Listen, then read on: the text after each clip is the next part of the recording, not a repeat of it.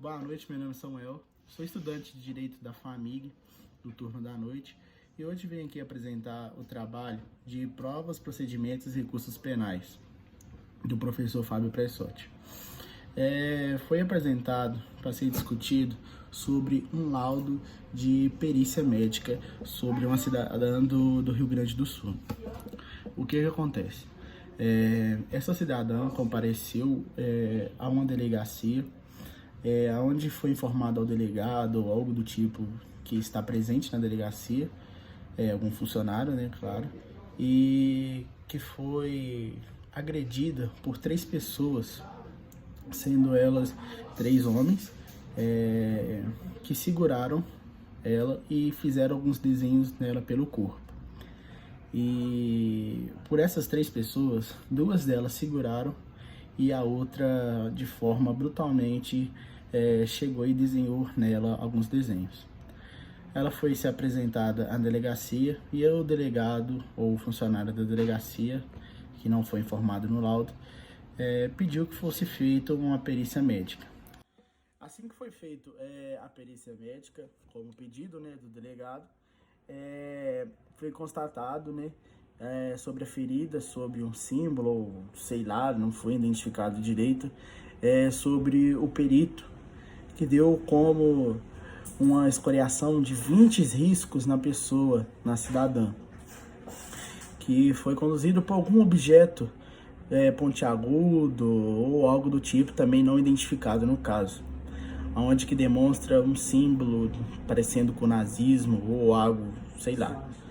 E após analisar mais o tronco da cidadã, foi identificado que tinha mais um desenho contendo mais 3 riscos, mostrando mais algum símbolo parecendo com uma cruz. Também não pode se dizer com exatidão que pode ser uma cruz simbólica de religião ou algo do tipo, né? E após isso foi identificado esses riscos e o perito fez o seu trabalho, mostrando minuciosamente como que foi feito cada risco, como do primeiro ao último risco, também demonstrando a profundidade, o tamanho dos riscos por milímetros, e também não fazendo o seu serviço certo e demonstrando os tamanhos dos riscos, né, e dando a sua conclusão do caso. Sendo assim, pela a forma proposta do professor, foi pedido o análise dos requisitos formais previstos no Código Processual Penal.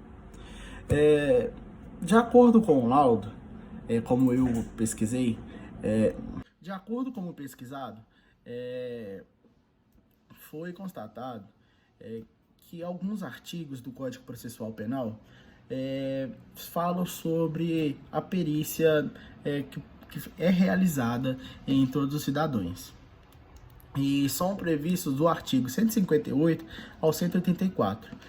Após análise, eu peguei alguns artigos para que possa falar sobre eles e fazer uma breve explicação. Então vamos lá. Um dos artigos que eu peguei para falar sobre isso é o artigo 159, que fala que a perícia tem que ser apresentada por 2 peritos oficiais. Então, analisando a perícia, foi constatado que foram 2 peritos oficiais que fizeram a perícia, tudo de ordem dos trabalhos dele, dentro dos conformes. O outro artigo também que pode ser citado é o artigo 160, que fala que os peritos têm que elaborar um laudo pericial e descrever minuciosamente o que foi encaminhado. E assim foi feito também pelos peritos. Os peritos elaboraram, sim, um bom laudo pericial e demonstraram também minuciosamente o ocorrido do caso, como, por exemplo, a ferida, né, demonstrou os tamanhos dela, a profundidade da ferida, o tamanho da ferida. Então, sim, foi considerado que os peritos fizeram um trabalho minucioso em questão a isso. E o outro artigo que, por último, que eu escolhi para falar, né, é o artigo 174, que fala que o exame deve ser feito a comparação de escritas. E isso eu achei uma falha do perito, porque o perito devia ter feito isto com a cidadã, né, que é a portadora da ferida, certo? E pedido alguma assinatura dela, algum desenho ou algo do tipo sobre isto. Coisa que não foi feita, que devia ser esclarecida também pelo perito. Que uma das coisas que não foi, que deixou a desejar, desculpa, sobre o seu lado pericial.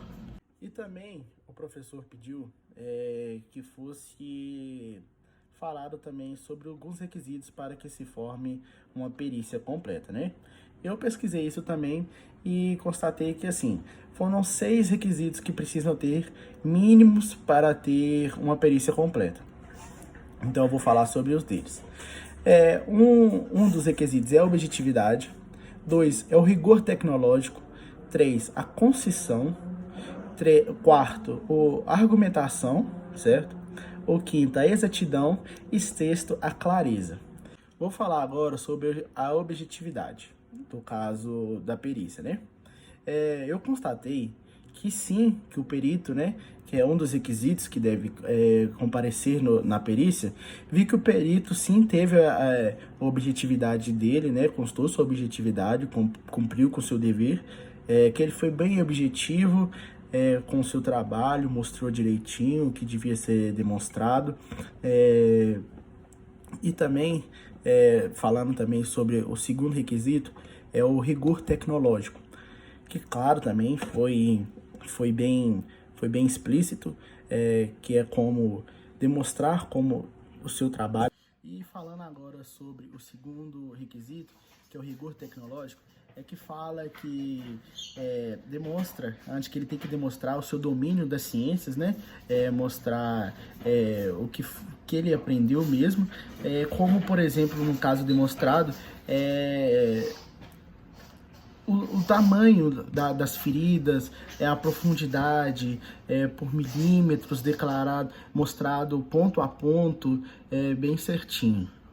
E falando agora sobre, deixa eu olhar aqui, o terceiro princípio, que é a concessão, é o princípio que fala que ele não pode ser prolixo, aonde que ele tem que ser claro ao dever dele, não enrolar muito, ser mais direto ao serviço. E agora falando sobre o quarto princípio, que é a argumentação, sobre a argumentação dele, ficou a desejar, né, que ficou sobre o argumento dele no laudo pericial, ficou um argumento meio inconclusivo, que não deu para ter a exatidão do que foi concluído.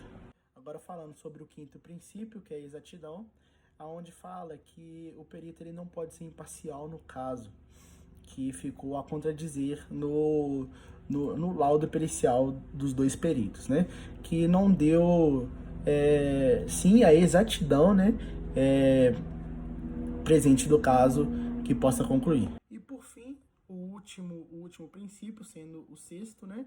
É a clareza, que ficou sobre o caso, que não ficou claro, não pode se dizer que pode se finalizar com perita. Ele deixou dúvidas para ser resolvidas ainda. Então, para finalizar, o caso não ficou claro.